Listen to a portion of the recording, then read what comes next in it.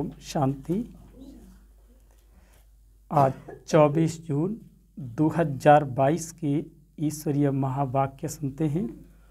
मातेश्वरी जी के उपलक्ष्य में मम्मा के पुण्य स्मृति दिवस पर प्रातः क्लास में सुनाने के लिए मातेश्वरी जी के मधुर महावाक्य कि कर्म ही सुख और दुख का कारण है।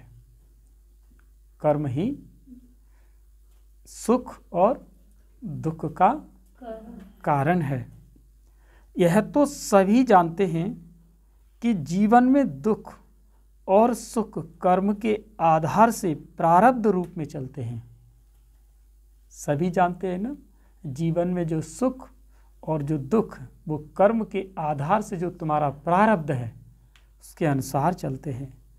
जरूर पहले ऐसे कर्म किए हैं जिसकी प्रारब्ध दुख या सुख के रूप में भोगनी होती है, तो सुख और दुख का संबंध हो गया है कर्म से। कर्म को किस्मत नहीं कहेंगे, कर्म को किस्मत नहीं कहेंगे, क्योंकि कर्म आप खुद कर रहे हैं। किस्मत तैयार होती है किससे? कर्म से। इसीलिए कर्म को किस्मत नहीं कहेंगे। कई ऐसे समझते हैं कि जो किस्मत में होगा वो हो जाएगा। ऐसा अक्सर करके मनुष्यों के अंदर ये भावना रहती है, जो किस्मत में होगा सो हो जाएगा। तो बाबा ने कहा ना कि किस्मत को, कर्म को किस्मत नहीं कहते। जो किस्मत में होगा, इसीलिए दुख और सुख को किस्मत समझ लेते हैं। ये तो हुआ जैसे कि यह किस्मत कोई भगवान ने बनाई है या किसी और ने बनाई है। इसीलिए कह देते हैं कि जो किस्मत में होगा, लेकिन ये समझना भी बहुत ज़रूरी है कि किस्मत भी किसने बनाई। किस्मत कोई परमात्मा ने नहीं बनाई। ऐसे भी नहीं कि किस्मत कोई पहले से ही बनी पड़ी है। नहीं, यह दुख व सुख जो मनुष्य भोगता है, उस दुख सुख को बनाने वाला भी मनुष्य ही है, क्योंकि कर्म करने वाला मनुष्य है। इसीलिए यह रेस्पॉन्सिबिलिटी अपनी हो गई, ये जिम्मेदारी अपनी हो गई। जो करनी सो भरनी, यह तो कॉमन कहावत है, और जो करेगा सो पाएगा। गीता में भी वर्णन है कि जीवात्मा अपना ही मित्र और अपना ही शत्रु है। ये गीता के अंतर्गत कहा गया है। ऐसे नहीं कहा कि मैं तुम्हारा शत्रु हूँ, मैं तुम्हारा मित्र हूँ। नहीं, जीवात्मा अपना शत्रु और अपना मित्र है। इसीलिए अपने साथ मित्रता और अपने साथ शत्रुता, दुख और सुख करने वाला खुद मनुष्य हुआ। तो यह बात इतनी स्पष्ट है कि दुख सुख का रेस्पॉन्सिबल मनुष्य खुद अपने आप है। इसीलिए जब किसी भी रूप में दुख आता है तो उसे भगाने की कोशिश करते हैं। कोई लड़ाई झगड़ा खड़ा हो जाता है तो उसको खत्म करने की कोशिश करते हैं। इसमें किसी किसी का अकाले मृत्यु भी हो जाता है तो भी दुख होता है। समझते हैं कि पता नहीं मेरे साथ ऐसा क्यों हुआ। सोचते हैं ना, मेरे ही साथ ऐसा क्यों हुआ। फिर उसी वेग में, जोश में आकर भगवान को भी गाली देने लग पड़ते हैं। अभी तुम्हारे आगे यह जो बातें आई, यह किया किसने? ये अकाले मृत्यु जो आया, यह जो रोग के रूप में दुख आया, क्या यह भगवान ने किया? कोई रोग आ जाता है, कोई शरीर में व्यथा उत्पन्न हो जाती है, समस्याएं पैदा हो जाती हैं, घटनाएं घट जाती हैं, जैसे कि अभी देख लीजिए। तो बाबा ने क्या कहा? क्या ये भगवान ने किया? यह जो लड़ाई झगड़े संसार के जितने भी दुख के कारण हैं, क्या वह सब भगवान ने किए? अरे भगवान किसको कहते हो? दुख हरता, सुख करता। इसीलिए तो जब कोई भी दुख आता है तो उनको याद करते हो।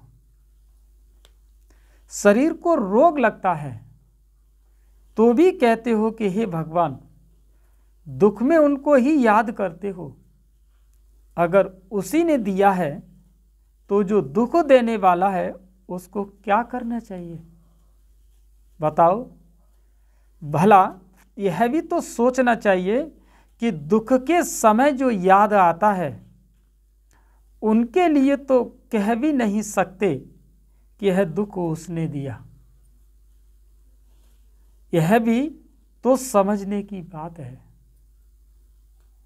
जब याद करते हुए तो जरूर उनका संबंध हमारे साथ कोई दूसरी बात का है, ना कि दुख देने का है। इससे सिद्ध होता है कि दुख का कारण अथवा इसका रेंसिपुल कोई और है, उसमें भी कोई तीसरा तो है नहीं। एक मैं और दूसरा मेरा रचता, बस दो ही चीजें हैं ना। एक मैं उनकी रचना या उनकी संतान कहो, और दूसरा है बाप। तो या तो बाप रेंसिबल है या मैं रेस्पॉन्सिबल हूं। लेकिन जब मेरे पास दुख आता है तो मुझे दिखाइए ऐसे पड़ता है, उसे उस रचता ने ही मुझे दुख दिया है। अंदर से लगता भी है कि वो तो मेरा सुख दाता है। जैसे सुख के लिए सहारा मांगते हैं कि हे भगवान यह दुख दूर करना, भगवान मेरी आयु बड़ी करना। देखो आयु के लिए भी मांगते हैं। तो आयु की भी, दुख की भी, शरीर के रोगों की भी, और जो भी लड़ाई झगड़े, कोई भी ऐसा अशांति का कारण आता है तो भगवान से मांगते हैं। कोई बच्चा ऐसा होता है तो भी कहते हैं कि भगवान इसको सुमत देना, तो मत भी उनसे मांगते हैं। किसी भी बात से जब कुछ दुख या कष्ट होता है तो कष्ट में याद भी उसे करते हैं और उसकी मांग भी उससे करते हैं। जब उससे ही मांग करते हैं तो जरूर वह उसका दाता है और वही हमको सुख देने वाला है। माना इन सब बातों का इलाज केवल उनके ही पास है। ऐसे ही सिर्फ याद नहीं करते, उनके पास इलाज है। तो यह सभी हमारी जो हैबिट चलती है, भले जानते हैं या नहीं जानते हैं, लेकिन भगवान को दुख के समय याद जरूर करते हैं। करते हैं ना भगवान को। कोई भी बात होती है तो मुख से निकलता है ओ माय गॉड। कोई कुछ कहता है, कोई कुछ कहता है। भले कोई जाने या न जाने वह गॉड कौन है, क्या है, पर मुख से निकलता जरूर। और कुछ नहीं तो ये निकलता है ऊपर वाले। ये ऊपर वाले कब तक क्या करता रहेगा। तो ये तो सब समझने की बातें। अगर ऊपर वाला मुख से निकलता है तो जरूर कोई न कोई तो ऊपर वाला है। कि आखिर भी हम जिसको याद करते हैं, क्या उनका हमारे इन सभी दुखों से कोई कनेक्शन है? क्या वह दुख का दाता है या उनका कनेक्शन सुख देने से है? यह तो हमारी याद से भी सिद्ध हो जाता है कि उनका कोई दुख देने का काम है ही नहीं। अगर देता तो याद क्यों करते? दुख देने वाले के लिए तो अंदर गुस्सा आता है,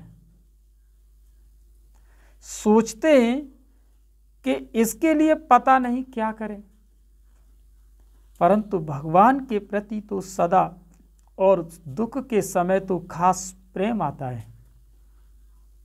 अंदर से आता है कि जैसे कि वह हमारा कोई बड़ा मित्र है। अंदर वह खुशी आती है तो जरूर उनका हमारे साथ सुख का संबंध है, तो दुख का कारण जरूर कोई और है। बड़ा वैसे समझा रही मम्मा की मुरली ने के द्वारा है ये। अभी और कोई तीसरा तो है नहीं, एक में दूसरा वह तो जरूर मैं रेंसिपुल हुआ ना, जरूर मैं ही उसका रेंसिपुल हुआ, जिम्मेदार हुआ उसका। तो जिस चीज के लिए मैं निमित्त हूं और मैं ही दुखी होता हूं और पैदा भी मैं अपने से अपने आप करता हूं, तो यह देखो कितनी बेसमझी है। जिस चीज से छुटकारा चाहते हैं वो चीज मैं अपने लिए खुद ही बनाता हूं। आश्चर्य की बात है ना, मनुष्य चाहता नहीं हूं फिर भी दुख बन जाता है, तो जरूर वह कोई बात से अनजान है, बेसमझ है। तो जिस बात का पता ही नहीं लगता उसका पहले पता निकालना चाहिए ना। जरूर मुझे उसकी कुछ नॉलेज समझ होनी चाहिए, तो इसी समझ की पहले खोज करनी चाहिए। परंतु आश्चर्य है कि आज तो ऐसी बात समझने के लिए भी देखो कई बेचारे कितने बहाने देते हैं। आज देखो ना बेचारे कितने बहाने देते हैं, कहेंगे फुर्सत नहीं है, समय नहीं है, क्या करें, गृहस्थ धंधा आदि संभालें, या यह करें या वो करें। ये क्या चलता रहता है मन के अंदर, विचार चलते, या करें कि वो करें कि ये करें। इसीलिए वह देखते संभालते हुए भी उसमें दुखी हुए पड़े हैं। अब जबकि मैंने ही मेरा कह करके यह दुख का रूप बना दिया। आज दुखों का जो मूल कारण बना वो क्या कह करके बना, मेरा मेरा मेरा कह करके बना। उसको दुख के रूप में लाया है तो पहले उसकी खोज होनी चाहिए। बनाने के पहले उसकी जानकारी रखनी चाहिए। यह जो चीज बना कर के मैं दुखी होता हूं उसका कारण क्या है, पहले मुझे यह समझ तो होनी चाहिए कि मैं दुखी क्यों हूं।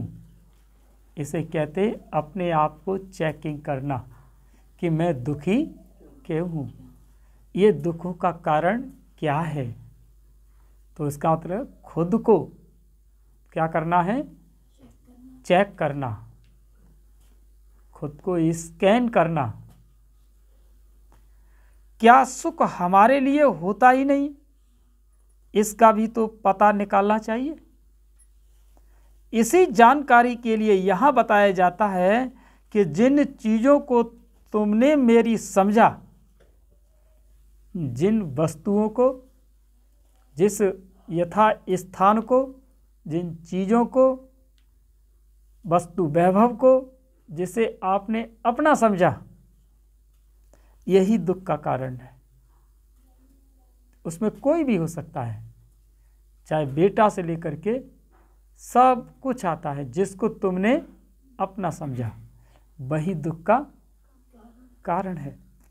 दुख को मिटाने का इलाज क्या है, वह भी जीवन के लिए जानना बड़ा आवश्यक है। परंतु जानते हुए भी कहते हैं क्या करें, कैसे करें, क्या अपना गृहस्थ व्यवहार छोड़ दें। आश्चर्य लगता है तो देखो मनुष्य की बुद्धि जो समझ मिलते भी उसे धारण नहीं कर पाते। हम अनुभव से उन्हीं बातों को समझ करके और धारणा करके बतलाते हैं कि ये अनुभव की चीज़ है। जरूर अनुभव हुआ है, तभी तो कहते हैं कि प्रैक्टिकल में किस तरह से सुख की प्राप्ति हो सकती है। जो बहुत काल की आस रखते आए हो, अभी वह जो सुखदाता वह स्वयं हमको अपना यह परिचय दे रहा है कि हे बच्चे, तुम दुखी क्यों हुए? इसका मूल कारण क्या है? कारण तो तुम्हारा ही है, दुखों का कारण तो तुम्हारा ही है, किसी और का नहीं है। दुख का कारण तो तुम्हारा ही है, लेकिन तुम्हारे में ऐसी कौन सी बात है जो तुम खुद को पता नहीं चलता कि ये दुख हमें क्यों मिल रहा है, जिसके कारण दुख उठा रहे हो? क्या तुम्हारे कर्म ही दुख का कारण बनते जा रहे हैं?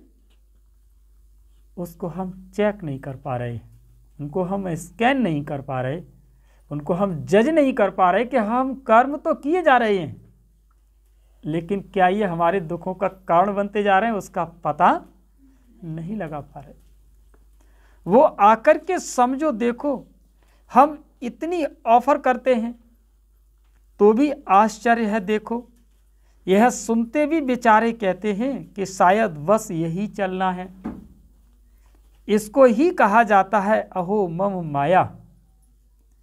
एकदम माया पकड़ कर बैठी है और चाहते भी हैं कि जिस चीज के लिए सारा दिन माथा कुटी करते हैं, वही बाप सामने से बतलाते हैं कि बच्चे, तुम्हारे सुख का कारण और दुख का कारण क्या है। बाप खुद कहते हैं, मैं तुम्हारे सभी दुख हरने और तुमको सुख देने आया हूं। तब तो गाते हो दुख हरता और सुख करता। कभी ऐसे नहीं कहते कि आज दुख करता और सुख करता, आज दुख करता और कल सुख करता, ऐसे नहीं कहते। तो हर दुख का वो हरता है। बाप कहते हैं, बच्चे मैं आया हूं तुम्हारे दुख हरने, इसीलिए, लेकिन उसके लिए तुम्हें ऐसे कर्म करना सिखाऊंगा जिससे तुम्हारे दुख नष्ट हो जाएं। सिर्फ मैं जो सिखाता हूं, समझाता हूं, उसको समझ करके वह पुरुषार्थ करो जिससे दुख नष्ट हो जाएं। तुम्हारे ही दुख नष्ट करने की मैं शिक्षा देता हूं, जिसको धारण कर लो, क्योंकि तेरी चीज है ना, इसको धारण कर लो, सुख तुम्हारी चीज है। परंतु कई तो बेचारे ऐसे कारण देते हैं जैसे कि हम कोई भगवान के ऊपर मेहरबानी करते हैं, भगवान के ऊपर मेहरबानी करते हैं, ऐसे भी मन के अंदर विचार चलते हैं। फिर कई कहते हैं कि समय मिल गया तो कर लेंगे, जैसे कि भगवान के ऊपर एहसान कर देंगे, जैसे कि हम भगवान के ऊपर एहसान कर देंगे कि मिल जाएगा समय तो कर लेंगे। अरे भाई, खिलाना पिलाना ये तो जो सब बातें हैं, उसी कर्म से बनाए हुए खाते में ही तो तुम मुझे पड़े हो, उसमें ही तो दुखी हुए हो। जबकि एक तरफ कहते हो दुख से छूटें और दूसरी तरफ इन सब दुखों से छूटने का रास्ता खुद बाप समझा रहे हैं, तो भी देखो कोई की भी बुद्धि में मुश्किल बैठता है। इसी प्रकार माया इन 5 विकारों को कहा जाता है। परंतु बेचारे मनुष्य फिर धन संपत्ति को माया समझ लेते हैं कि धन दौलत है वो क्या है, यही माया है। ये कई बार बताया है ना, धन को संपत्ति कहा जाता है, लेकिन माया क्या है? माया जो तुम्हारे मन को बेचैन कर दे, जो तुम्हारे मन को बेचैन कर दे, वो कौन है? माया है। कोई भी हो, चाहे तुम्हारे साथ उसकी साथ क्यों न पड़ गई हो, अगर उसने मन को क्या कर दिया? तो फिर वो भी तुम्हारे लिए क्या है? मन को जो बेचैन कर दे वो ही तुम्हारा माया है। कई फिर शरीर को भी माया कह देते हैं, उससे बचने के उपाय करते हैं रहते हैं, परंतु बाप कहते हैं मैं तुम्हारे दुख का कारण कुछ और है।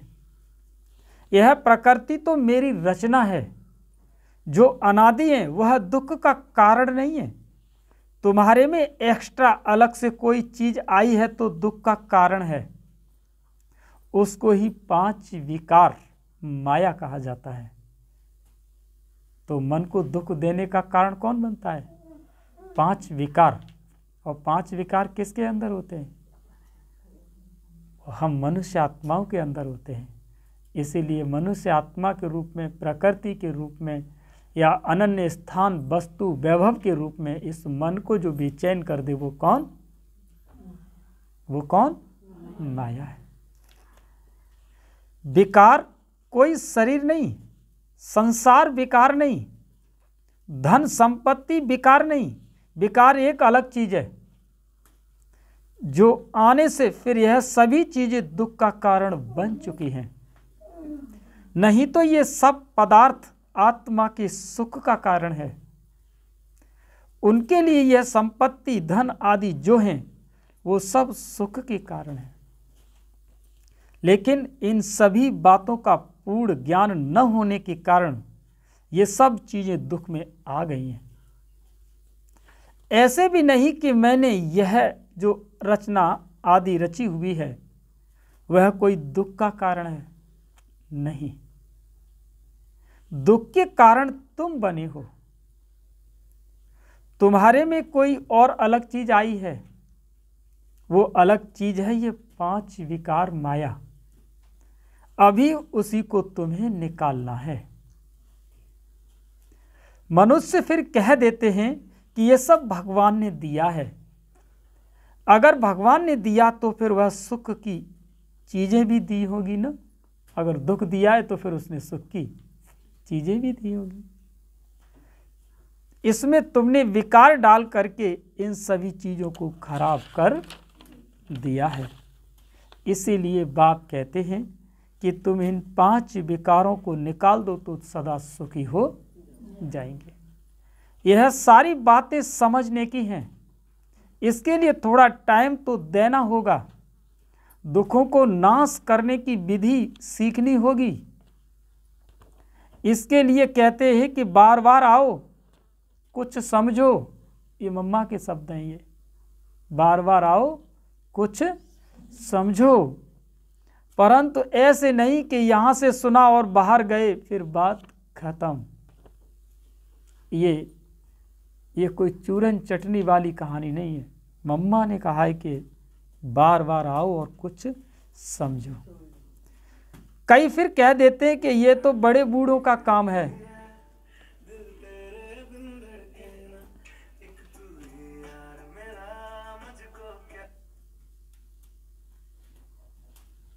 क्या जीवन बनाना यह बूढ़ों को ही जरूरी है? बूढ़ा तो वह हुआ जो उल्टी सीढ़ी चढ़ जाते हैं, फिर देख करके उतरते हैं।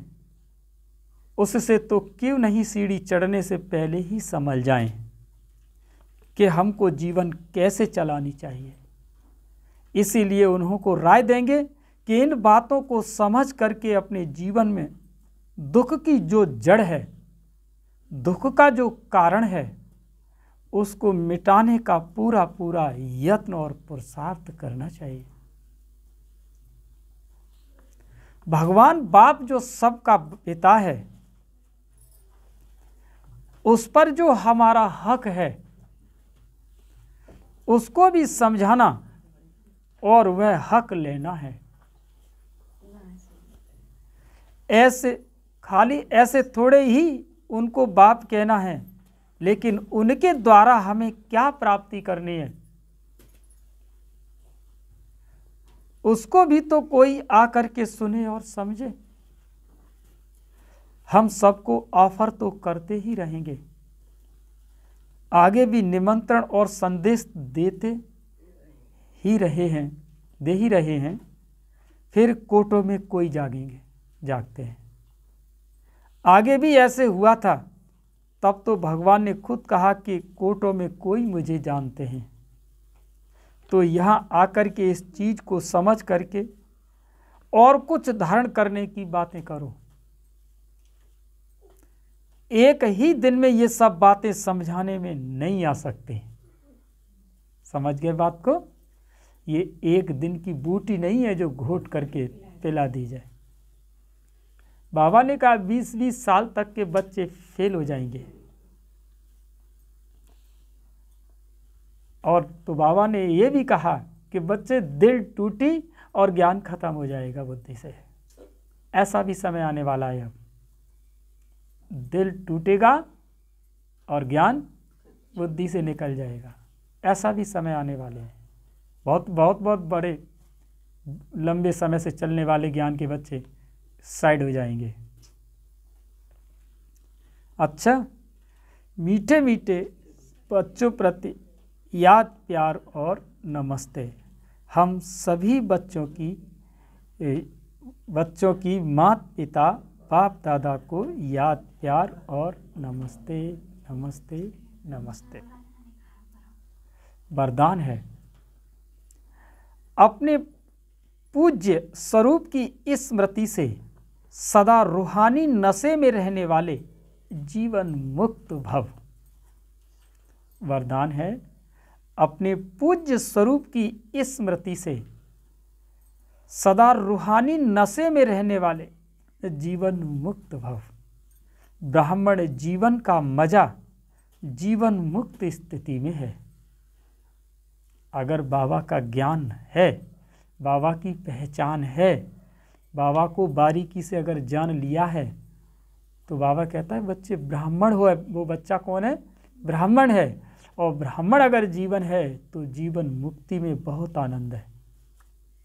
उसकी स्थिति में रहना बहुत आनंद है। जीवन मुक्त स्थिति का मतलब है कि अगर वो 3 मिनट के लिए अगर अपने को भूलता है संसार से, तो वो जीवन मुक्त स्थिति का आनंद अनुभव कर रहा है। और ये बहुत ज़रूरी है, वरना ज्ञान खल्लास हो जाएगा आगे चल के।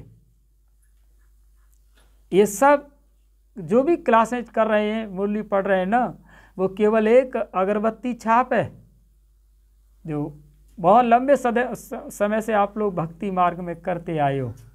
अगरबत्ती लगाई, औपचारिकता पूरी हो गई। यहाँ भी ऐसे ही होगा।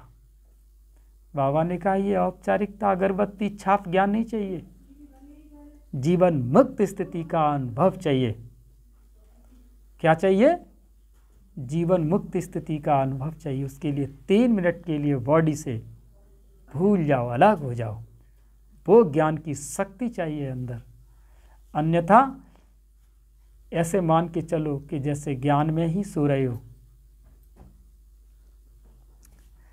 तो ब्राह्मण जीवन का मजा जीवन मुक्त स्थिति में है।